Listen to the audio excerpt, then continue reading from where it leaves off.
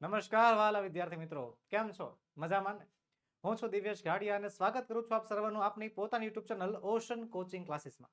વિદ્યાર્થી મિત્રો, લાવ્યો છું તમારી માટે વિકાસ પરીક્ષાક્ષી અસાઇનમેન્ટ. જી હા વિદ્યાર્થી મિત્રો, તમારી દ્વિતીય પરીક્ષા નજીક આવી રહી છે અને તમે ભરપૂર જોશમાં મહેનત પણ શરૂ કરી દીધી હશે.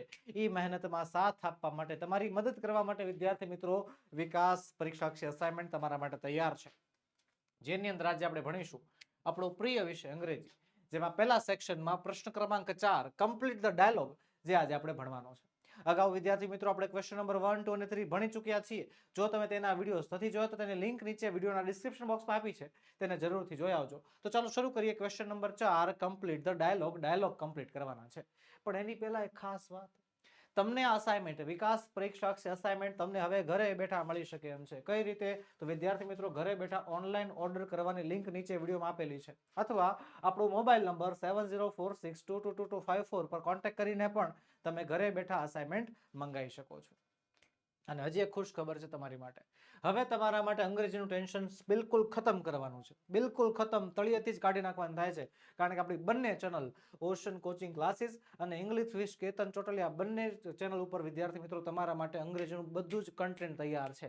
પછી ગ્રામર હોય, વોકેબ્યુલરી હોય, રાઇટિંગ સેક્શન હોય, ગમે એ કેમનો હોય, બધું જ કન્ટેન્ટ તમારા માટે તૈયાર છે. અને તમારા માટે અવનવા કોર્सेस પણ લોન્ચ કરેલા છે. કોર્सेस માટે વધુ માહિતી માટે આપણો મોબાઈલ નંબર 7046222254 પર તમે કોન્ટેક્ટ કરી શકો છો. તો ચાલો કરીએ શરૂઆત. Select and write the most appropriate responses to complete the dialogue. Dialogue complete કરવા માટે, મિનિંગફુલી ડાયલોગ કમ્પ્લીટ કરવા માટે યોગ્ય વિકલ્પ પસંદ કરવાનો કહે છે. તો ચાલો કરીએ. બિનિતા કહે છે Ankita place well. Urvi isn't it? તો ઉર્વી એનો જવાબ આપે છે કમ્પેરિઝન. કમ્પેરિઝન દર્શાવતું વાક્ય છે પહેલું. Ankita is one of the finest players. Okay. આગળ બીજું છે માયના કહે છે કે how can we get more information. આપણને કઈ રીતે વધારે ઇન્ફોર્મેશન મળે?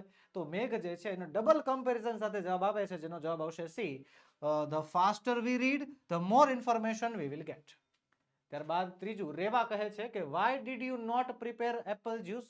એપલ જ્યુસ કેમ નથી બનાવ્યું? તો દેવનો જવાબ આપે છે કન્ડિશન ઇન ધ પાસ્ટ. ભૂતકાળની હાલત દર્શાવે છે. તો ભાઈ જવાબ આવશે if you had brought apples yesterday I would have prepared the juice for you. ભૂતકાળની શરત. ચોથું છે પ્રિયા કહે છે mister Mehta's temperament is quite hot to deal with. Don't you think Dev? તો દેવ એનો જવાબ ઇન્ડિકેટિંગ કોન્ટ્રાસ્ટ એટલે કે વિરોધાભાસમાં દે છે. વિરોધાભાસ દર્શાવતો શબ્દો બટ, યેટ, ધો, ઓલ્ધો, હાવેવર. તો હાવેવર વાળું વાક્ય જે છે એમાં યોગ્ય ગણાય છે. ત્યારબાદ પાંચમું છે સાન્યા કહે છે I have a problem of stage fear. What is the solution? કે એને સ્ટેજ ફિયર છે, એનું સોલ્યુશન શું? તો સ્વીટી એને સજેશન આપે છે. સજેશન, તો સજેશન આપવા માટે એ પહેલું you ought to consult your class teacher. ત્યારબાદ છઠ્ઠું રોશન કહે છે why should we give exam regularly. Exam regularly શા માટે આપવી જોઈએ? પ્રિયાંશુ એને જે છે એ ક્રિયાનો હેતુ દર્શાવે છે, પર્પસ દર્શાવે છે. અને પર્પસ દર્શાવવા માટેનો પહેલો જ પ્રશ્ન છે we should give exam in order to check our preparations. Okay. ચાલો આગળ વધતા પહેલા એક ખાસ વાત, એક બહુ મહત્વની વાત વિદ્યાર્થી મિત્રો, કે હાલમાં તમે ધોરણ 11 માં અભ્યાસ કરી રહ્યા છો, બરોબર ને? દ્વિતીય પરીક્ષા હમણાં આવી જશે. વિદ્યાર્થી મિત્રો ફાઇનલ એક્ઝામને પણ જરાય વાર નથી, એ પણ હમણાં આવી જશે. અને વિદ્યાર્થી મિત્રો તમારા માટે ધોરણ 12 ના દરવાજા ખુલી જશે. તમારું સ્કૂલિંગનું છેલ્લું વર્ષ જે રિઝલ્ટ નક્કી કરશે કે તમે કઈ ફિલ્ડ તરફ આગળ વધશો, એ વર્ષ તમારું શરૂ થશે. જો એ 12મા ધોરણમાં તમને 2 શિક્ષકો દ્વારા અંગ્રેજીનો પૂરેપૂરો સપોર્ટ મળી જાય તો મજા આવી જાય કે નહીં? તો બસ વિદ્યાર્થી મિત્રો એ જ તમને આપવાનું છે. તમારા માટે શરૂ કરી છે ધોરણ 12 સ્પેશિયલ આઈએમપી બેચ. જી હા વિદ્યાર્થી મિત્રો, જેમાં લાઈવ લેક્ચર્સ મળશે. જી હા, જેમ તમે સ્કૂલમાં કે કોચિંગમાં લાઈવ ભણો છો ને, એમ લાઈવ લેક્ચર્સ મળશે. અને આપણા લાઈવ લેક્ચરનો ફાયદો એ હશે કે તમે એ લેક્ચરને ખાલી એકવાર નહીં, વારંવાર જોઈ શકશો. માની લો કે મહિના દિવસ પછી, 2 મહિના પછી તમારે લેક્ચર ફરીવાર જોવો છે તો પણ રેકોર્ડેડ સ્વરૂપમાં એ લેક્ચર તૈયાર હશે. આકર્ષક પ્રેઝન્ટેશન સાથે સમજૂતી આપવામાં આવશે. પીડીએફ મળશે સુપર્બ ક્વોલિટી. એનિમેશન ભરપૂર પીપીટી દ્વારા સમજૂતી આપવામાં આવશે. એમસીક્યુ ટેસ્ટ લેવાશે. ડાઉટ સોલ્વિંગ ક્લાસ તો ખરો જ, અને વોટ્સએપ સપોર્ટ 24/7. આ બધી વસ્તુ તમને મળવા જઈ રહી છે. સાથે સાથે વિદ્યાર્થી મિત્રો તમારા માટે ધોરણ 12 ના વિદ્યાર્થીઓ માટે જે છે વાંચવા માટેનું એક સરસ મજાનું કલરફુલ મટીરિયલ તૈયાર કર્યું છે. જે મટીરિયલ તમને એક તદ્દન ફ્રીમાં આપવાનું છે. જો તમે આ બેચમાં જોડાઓ છો તો તમારા માટે મટીરિયલ તદ્દન ફ્રી. તો આજે જ ઇન્ક્વાયરી કરો. વધુ માહિતી માટે આપણો મોબાઈલ નંબર 7046222254 પર તમે કોન્ટેક્ટ કરી શકો છો. આગળ વધીએ. 7મું મત કહે છે what should I do to become a good ઓટર.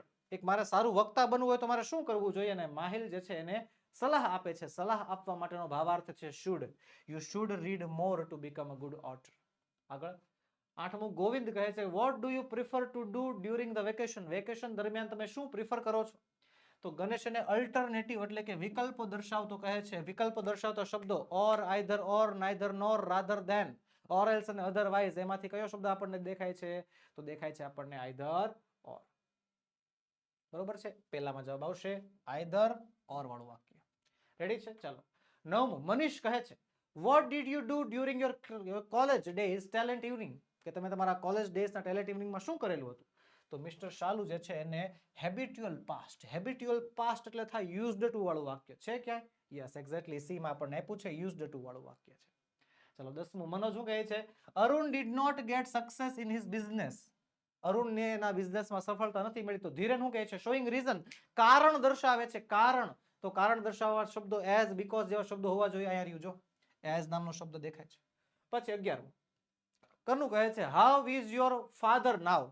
બરોબર, તો પપ્પા કેમ છે? રાજુલ જે છે ને રિપોર્ટિંગ દર્શાવતો કહે છે. રિપોર્ટિંગ એટલે ઇનડાયરેક્ટ સ્પીચ.